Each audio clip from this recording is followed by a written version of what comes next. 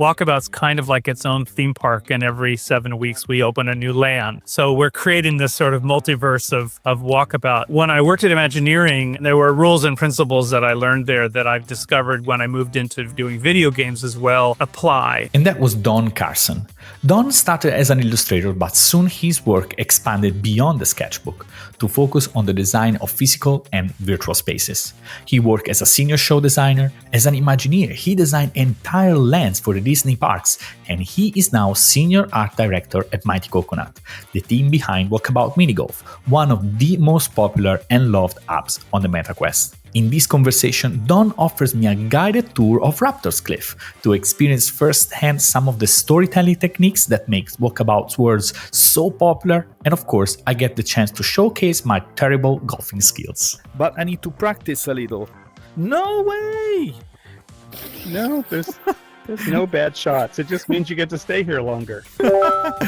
We learn how the team has embraced the low poly graphics to create worlds that people love. Well, the low poly part is just a necessary evil if we want to be on every possible headset. So that's sort of embracing your limitations. In many ways, I think we've really tried to create a look that's specifically our Walkabout look. Some of the major challenges when it comes to building worlds and telling stories. One of the challenges we have, and I have it both in the theme park business and also in the video game business, is that each of those industries have a very myopic view of what it is they're making. The other problem, too, is that because everybody is democratized, anybody can make anything, it means that the level of quality is all over the board. And he shares his secret for engaging and keeping players hooked. This is something I bring up continuously, probably to the point of being a broken record at work, which is we begin with and then we later. But before we get into it, I wanted to thank Liv who made this episode possible.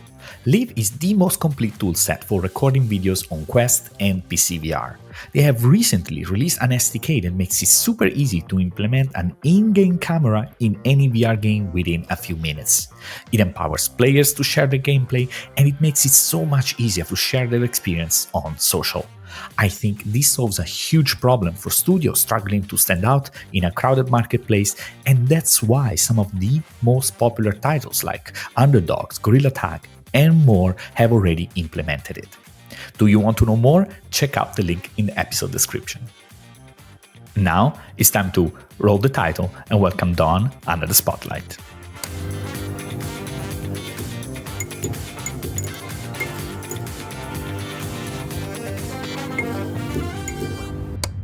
Don, it is a real pleasure to have you here. It's always a pleasure to talk to you. Don, entering in the Mighty Coconut worlds, some of the worlds that you guys have built, it's truly magical. And I want to ask you, how do you intentionally design for this level of, let's say, emotional immersion, especially where there is a relentless pursuit of realism, and instead you manage to achieve that with what is a very stylized and low poly world? How do you do it?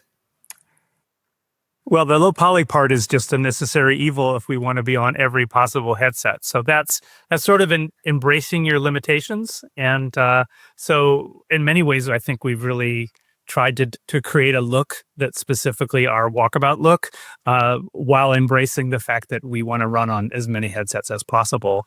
As far as creating an environment that's immersive and it draws you in, when I worked at Imagineering, it was like going to sort of environmental storytelling university. And there were rules and principles that I learned there that I've discovered when I moved into doing video games as well apply. And a lot of it is about how human beings interact with physical and, of course, digital 3D spaces. And we're constantly working really hard to create environments that have an underlying story to them. And that story doesn't necessarily have to be a written narrative or a chapters or characters. It's much more a story foundation that then all design choices are made to help communicate that to the people who are visiting. So every one of our courses has some underlying story that helps that design, and hopefully immediately pulls you into the story we're trying to tell as you arrive to play a round of golf. And one of the core concepts of that you usually, when you communicate about this, is you refer to those as vignettes. in a way, right? So what is a vignette? So there's the overarching story that we're working on, but then there are little teeny opportunities we call it set decking. I think it probably comes from the film world. It may come from the gaming world, where we're decorating the sets, but we're placing the props in such a way that if at all possible, it reinforces that larger story. It's a little teeny story within a larger story. And these can be very sort of smoking gun, breadcrumby kind of experiences that allow the players and the people visiting it to stumble on a moment. And we also try not to make them overt, and we try to make them so that you get to decide what their meaning is in the context of the larger story. And so we're constantly peppering our environments with opportunities for you to discover little things that help you better understand the bigger environment. So I think that we have talked enough in front of a screen, and the best way really to view and experience and for us to learn what happens in this space is just to go in VR. So why don't we go in? Let's do it. I'll see you there. So Don, we are now here at Raptor Cliffs. Why you picked this space? Well, this is one of our more recent courses. I think it's a really good example of how we use a larger story and then we backfill it with vignettes that tell a smaller story. The big story is that I grew up in California and I now live in Oregon, and driving up and down the West Coast, it's peppered with these little family-owned roadside attractions. So we liked this idea of creating an environment that sort of captured that sort of 1970s homespun family-owned place you would pull off to buy fudge and get to see something. And then we also wanted to include dinosaurs, which is something our players have been wanting us to include in one of the future courses. So what we did is we made an environment that in every possible way we hoped would reinforce that sort of charming family-owned attraction feel with a view out to the Pacific. And then we brought in these sort of big friendly, big fat friendly dogs of dinosaurs that you greet along the way. So that's the bigger story, is a dinosaur-filled family park. But then we also have examples of how we reinforce that story with small vignettes. Let's go in. Let me just put this camera here. And for everybody that is here listening and watching, I just wanted to let you know that this is possible thanks to the Live Creator Kit and the beautiful implementation of the Mighty Coconut team. So here you have this in-game camera that lives in the virtual world, is attached to your hand, can stay in the world so that you can move it around and walk and have the camera magically follow you while you wander these spaces. It can be attached to your head. It can even be switched from portrait to landscape and make sure that you have ready to share content for social media, for example. So I honestly think this is like such a valuable tool for content creator, of course, but anybody that wants to tell stories about what happens in this virtual world. So, Don, you were saying that we will go inside to check the gift shop. So why don't you show me? Okay, we're now inside the Raptor Cliffs gift shop. So we wanted to make sure that it had touchstones of the kinds of things that you would expect to see in a gift shop on a roadside attraction. But we also knew that this particular gift shop was selling dinosaur themed items. So we've got t-shirts and we've got dino grabbers. We've got these portraits over here of photographs, old photographs of dinosaurs helping gold miners and lumberjacks. This idea that dinosaurs have always been around this area, they never went away. And then finally, an example of a storytelling vignette is one of my absolute favorite. Emma Mercado is one of our modelers, and she does a lot of the set decking. Behind the counter here, you'll see that there is the location where the cashier would have been. The cashier has actually propped up a book to read. They've got their fuzzy sort of dino slippers, and they've broken open some of the fudge. So they're munching on fudge while they're reading their book and waiting for customers. This is the kind of thing that I would call a vignette. It's not necessarily important to the bigger story we're trying to tell, but it helps you have sort of a human connection to what it must be like to run a place like this. It's that sort of above and beyond level of detail that I think is unique to Walkabout and makes these spaces special. So you mentioned about these vignettes, right? So it is a bit like trying to find and add assets or props that tell a story about who was there, what they were doing. Because vignette feels sometimes a little abstract in a sense, right? Or set decking. Mm-hmm. So if it is like for the in a simple way, it's about trying to think who was in this place, what they were doing, and how does that connect potentially with the bigger story around the space. It does. I think another example would be there are people who, when they're selling their apartment or their house or their condo, they'll hire a company to come in and put furniture into that apartment. And so that when people come to visit it, they're getting to see the apartment at its absolute best. Granted, it's a bit of a lie in that this is not the furniture of the people who are selling the house, but it's showing the people who are buying it how they might imagine themselves in it. It's showcasing the environment. And that last teeny bit is sometimes realtors will bake cookies so that when you come into the space, not only are you seeing this set decorated apartment, you're also smelling, fresh baked cookies. This little moment is the fresh baked cookie part of our environments. And as you move through all the Walkabout environments, you'll find little things like this that help add that fresh cookie smell to the environments that we're building. So, Don, let's go and visit some of the bigger guys that are on the track. Okay, let's do it. So you mentioned indeed that there will be dinosaurs like making their appearance here, and this is like deliberate, right? Clearly, like don't see it, and then there is this looping animation where literally it comes to greet you in a way. Yes, when we were trying to figure out what the mood of this particular course was going to be, this was actually the first drawing that I did. We wanted to be able to capture this idea of the roadside attractions. So you have this big redwood tree that has been carved open so you could walk through or drive through. But then you've got this big T-Rex that peers at you through the entry. The T-Rex is often the last thing that a movie or an experience will give you because it's the thing you expect. You expect the T-Rex to be the big final predator at the very end. Well, we wanted him to be at hole one, and we wanted him to be just a chubby, friendly, tongue-wagging a character that sets the tone for all the other encounters you have with dinosaurs. He's not going to eat you. He's just going to watch you play golf. So, why don't we give it a run? I would hate it if at least we don't play a hole. I think it's your turn, or is it me, Don? I think it's me. Let's see. No. My little secret is I'm not any better at golf, despite the fact that I do this all day, every day. Yeah, because there is another important thing, right? People think that Walkabout Mini Golf is about golf, but I've heard many people that instead of doing that, what they do is they kind of like connect, maybe have their own meetings.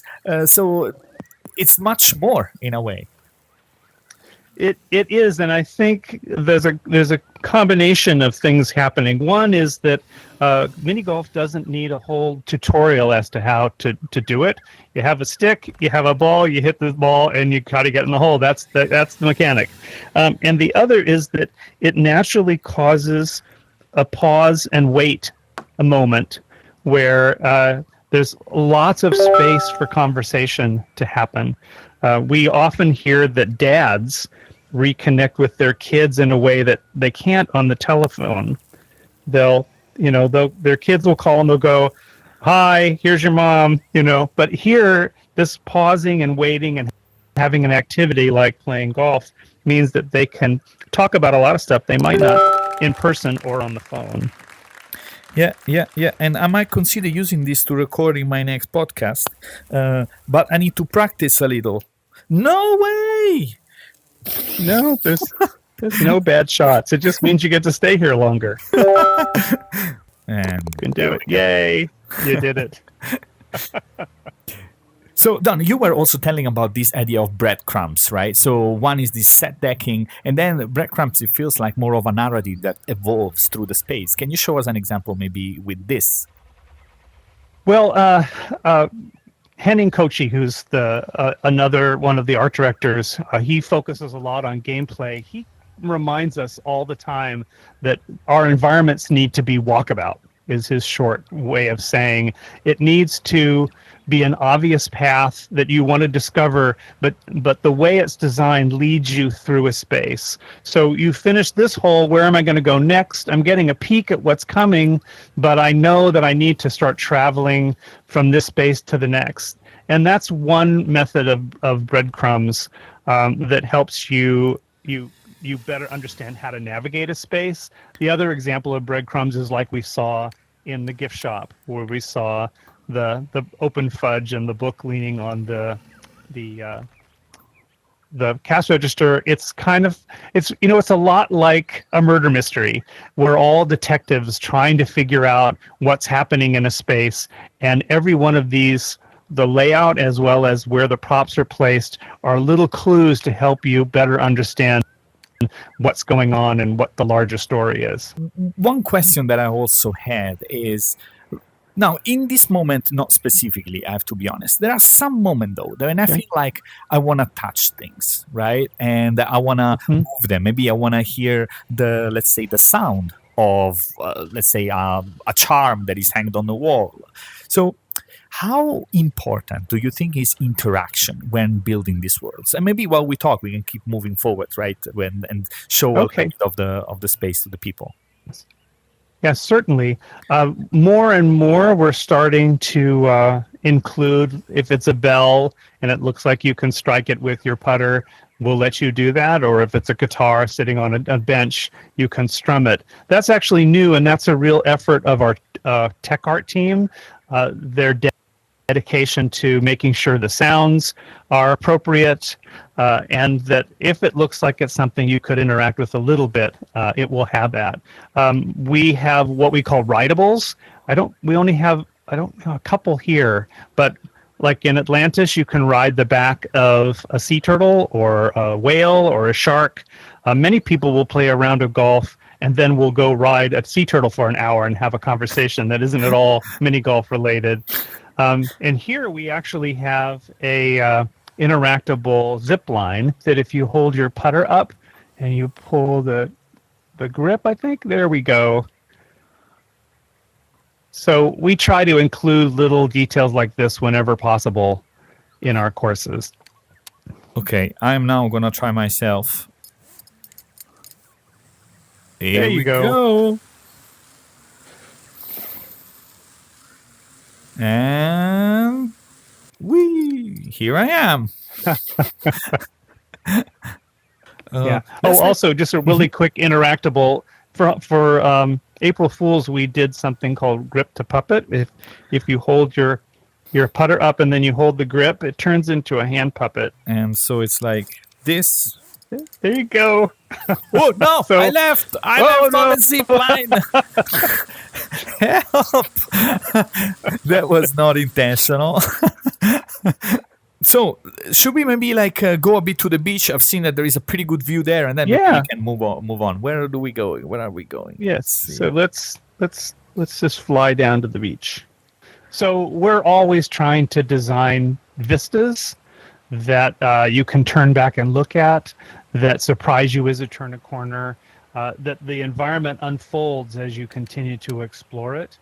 And I live in the Pacific Northwest, and so does Henning. And we often do our design retreats in Oregon. And sometimes if from time to time, we do it at the coast. So we're really familiar with this environment.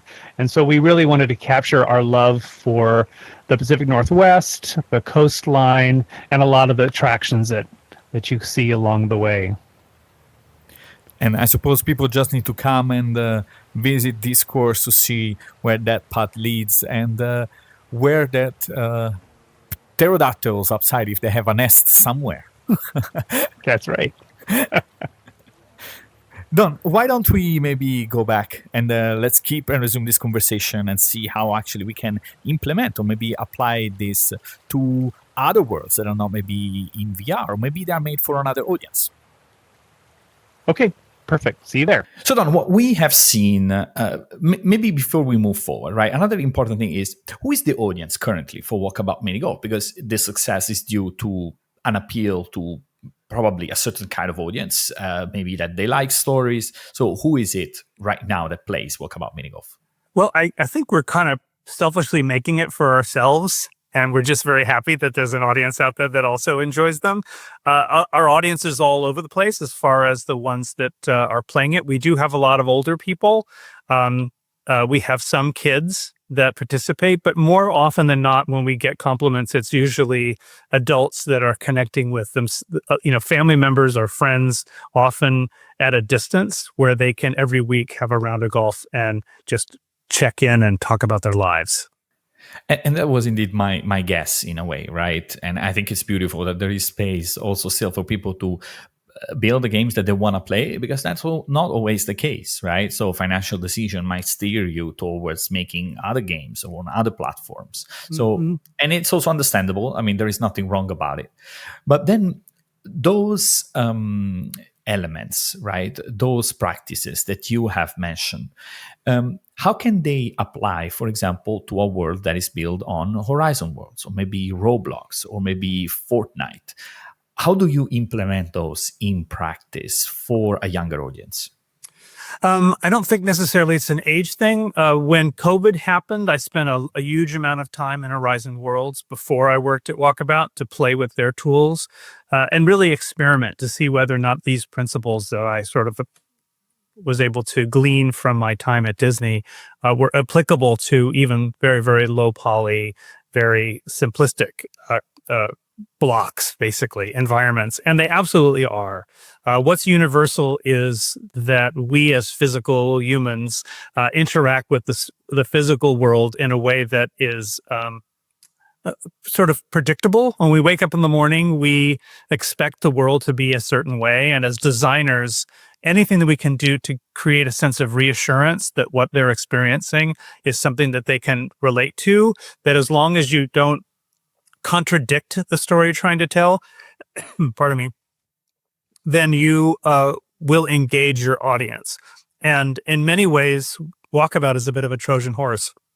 We get you in by telling you're going to play miniature golf, but a lot more is going on, a lot more about the potential of virtual environments that are pleasant to be in, or pleasant to share, or exciting, or funny, or adventurous. All those things are possible in VR, and we're constantly testing what we're capable of as a company when it comes to how we present the stories we want to tell. You know, I'm still double thinking about what you just said, because, so first of all, 2020 Horizon was a different place in a sense. So right. the kind of like density and the kind of experience that were available there were radically different than what it is right now. The other aspect is that I 100% believe that those principles do work. But as a father of a 10 years old by now, I see how their attention and interest is driven by certain things that I don't feel they are necessarily right. The details, in a way, it is the speed, it is the interactivity. So that's why I'm going to ask you the question again: do you believe that there is a space in Horizon Worlds for those kind of like minimal interactive games, because that's what Walkabout Mini Golf is in a way, right? You could build it entirely from scratch in Horizon Worlds, I believe, but would still be appreciated as it is right now, maybe, or not? Absolutely. I mean, it's Horizon Worlds is a big sandbox. At the moment, I think one of the challenges we have, and I have it both in the theme park business and also in the video game business, is that each of those industries have a very myopic view of what what it is they're making. So it can be very hard for a game company to imagine creating an environment that isn't achievement based, that isn't a score, or there isn't competition. And it's difficult for a theme park company to think of the environment as anything but, brick and mortar, concrete, and a day out with the family. I believe those two things aren't exclusive. I think that to draw an audience, Meta has made the choice to make Horizon Worlds very game focused. So a lot of what you're seeing, especially the higher polished things, tend to be game focused. But it doesn't mean that in Horizon Worlds there aren't meditation environments, and there aren't conversational environments, and there aren't creative environments. There are museums where you go in just to admire the work that's there. There's places for people to have like AA meetings to talk about the things that they're going through in their life. But those don't tend to be the things that are being promoted or highlighted, and they aren't necessarily appearing on the front pages of the catalog. And this is another problem, I think. I think that there is this heavy positioning towards the younger audience. That doesn't mean that those places, those worlds don't exist and they are not, let's say, pleasure to be in. But the fact is that they are just hard to find, because what is proposed is the one that have top hearts, top rated, and then they end up on top of the list. And they are not necessarily the one that I would enjoy, let's say. Exactly. Well, and I also think that there's a real value in personal creative tools that allow anybody to make anything. The act of making an environment is important. But I think when it comes to experiencing a cohesive environment, that tends to be a curated environment. And so a place like Meta or there are other virtual worlds out there will tend to showcase those things that best support their own inner image of what their product is. And in the case of Roblox or the case of Horizon Worlds, those tend to be game focused, and the more polished things tend to be less about museums and meditation and more about shooting at stuff. That's not wrong. Stuff. Right. We don't currently have a YouTube for us to easily share places that we've visited. We're kind of depending upon those first pages of the catalog. The other problem too is that because everybody is democratized, anybody can make anything, it means that the level of quality is all over the board. And if you're just dipping into environments, you're going to see some amazing things and you're going to see some broken things. And it's very easy to come to the conclusion that this is chaotic and it's hard for me to find good content that isn't a game. And all those things are true. Hopefully in time, there'll be a way for that meditation circle environment or that just story-driven environment to have the same weight of discoverability as the one where you're an op and you're shooting other players. There is another thing that we haven't also kind of like discussed, but it's at the core of Walkabout Mini Golf and of all these words, the social aspect of it, right? So another point is that Walkabout is also made and designed to be something that you discover together. What are the tricks to facilitate that? So how do you make it that it is different, the design, when it's a single player experience, while instead, no, this has to be experienced by multiple people, so we are going to do X. What is it?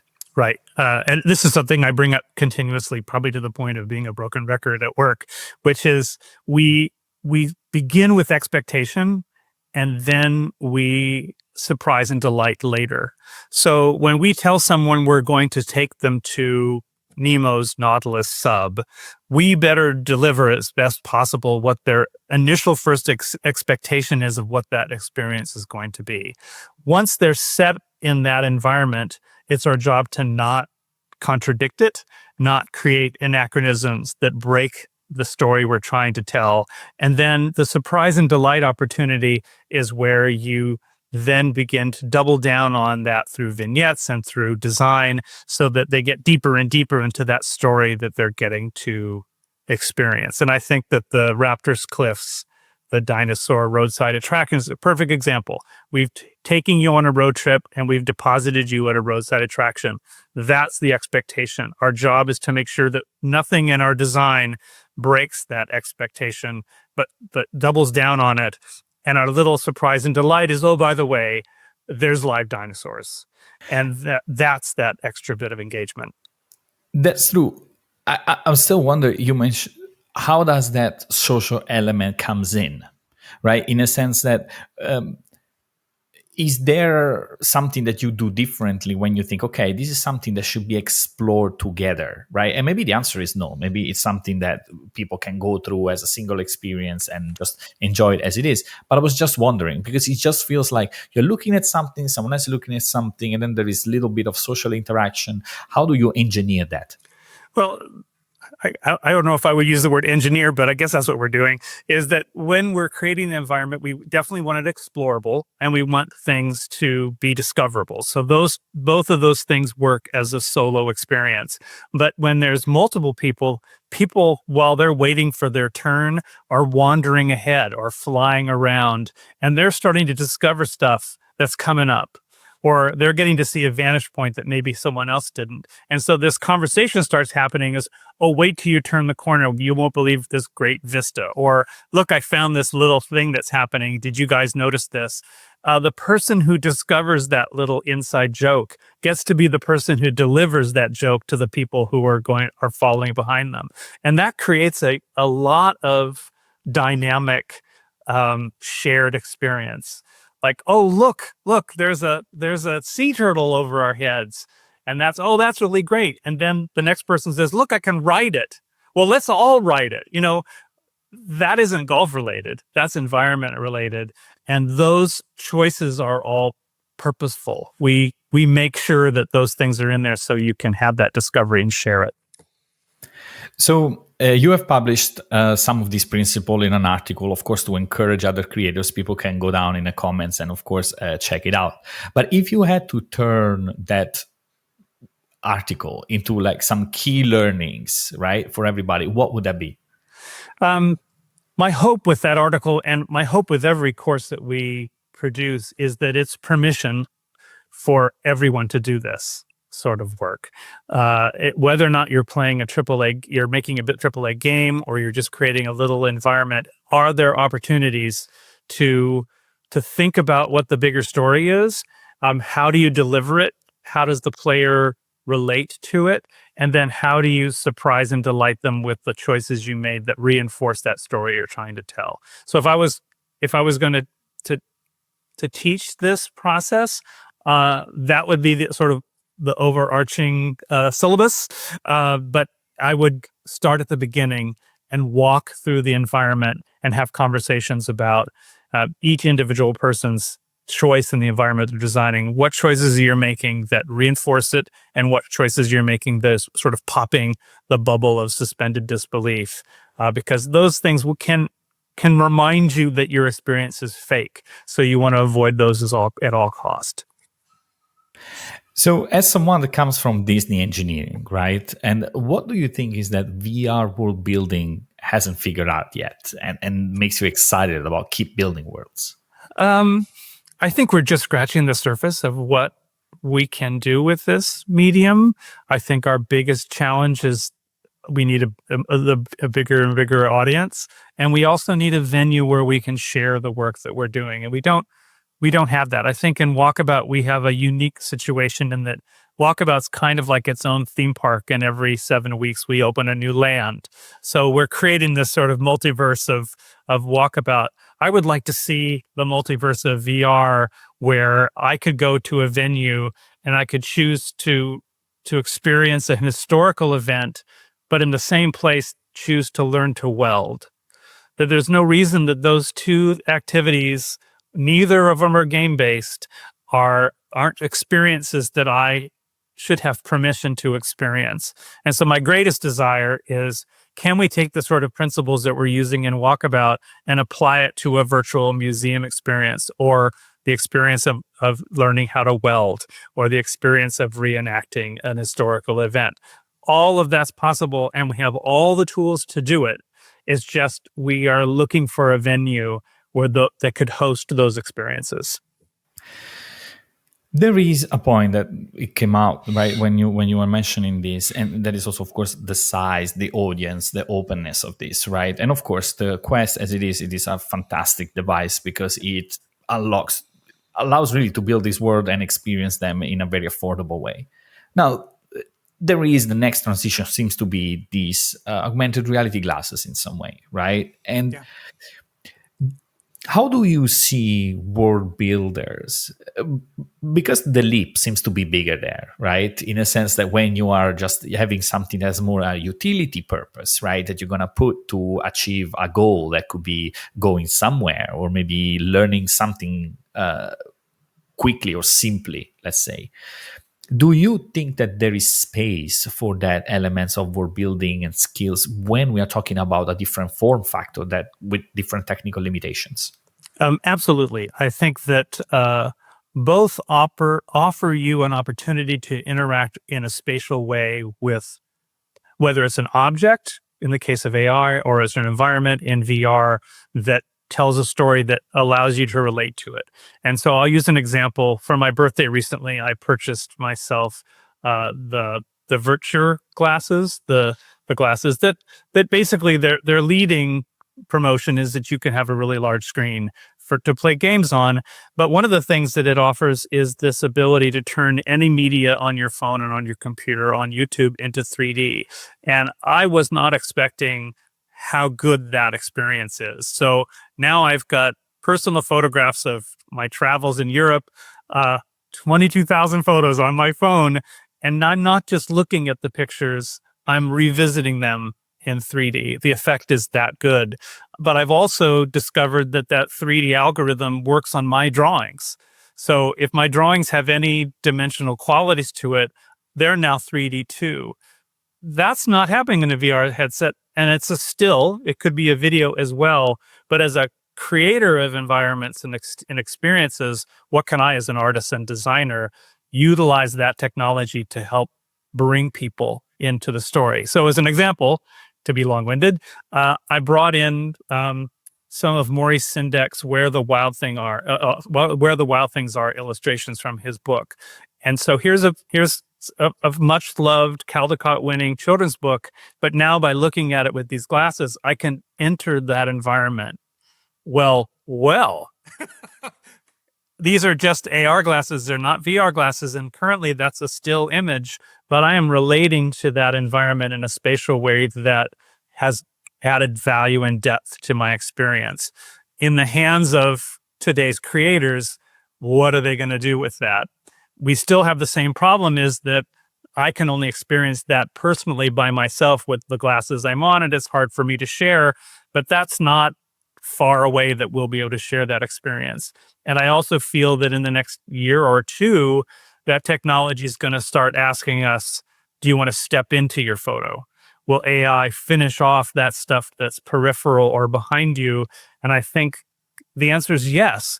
So that's a way to experience real experiences, but what are the creative experiences we can engage with that aren't necessarily VR right now, but are just as evocative in storytelling as a VR experience? Don, I want to conclude with a question because it wouldn't be XRI Spotlight if, and you brought it up first, okay. Right? You did. So you mentioned about AI finishing up what is invisible, let's say, right? Let's say in terms of generative AI finishing up, let's say a 3D model or an environment or whatever that might be.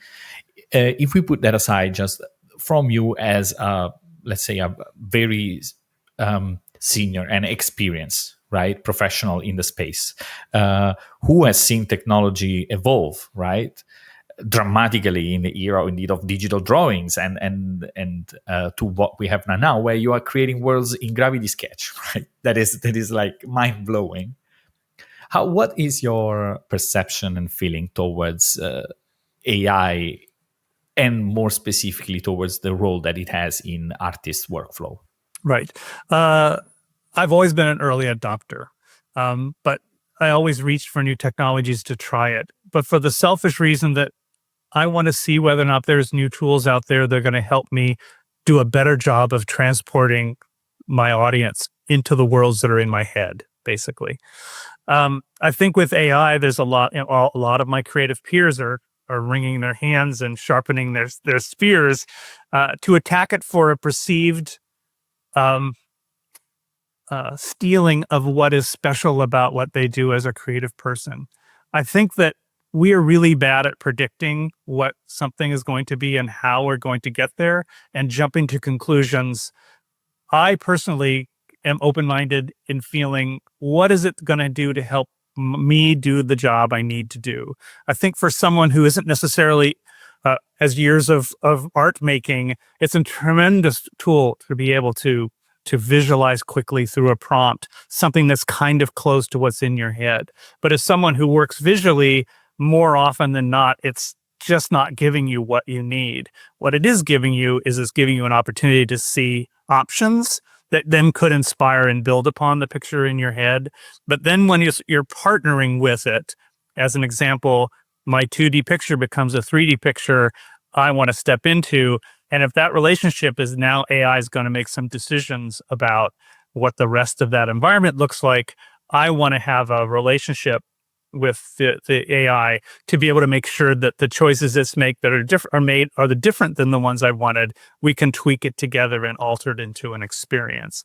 In the end, I think we relate the most to human created narratives and stories. And although AI can generate things that look very much like that, I think we're hungry for the craftedness. And there's no reason that the crafters can't use this new tool to produce the worlds and the stories that they want to tell. Don, thank you very much for the insights and for sharing your views. Really appreciate it. It was a real pleasure to have you here. Always a pleasure. Thank you very much for listening in. If you like the show, remember to leave a rating on Spotify, Apple Podcasts, or a thumbs up on YouTube. It really helps me keep doing this and shine the spotlights on the greatest founders and makers, pushing the boundaries of XR and AI. Also, make sure to check out the show page xraispotlight.com, where you can find more conversation like this one. Till next time.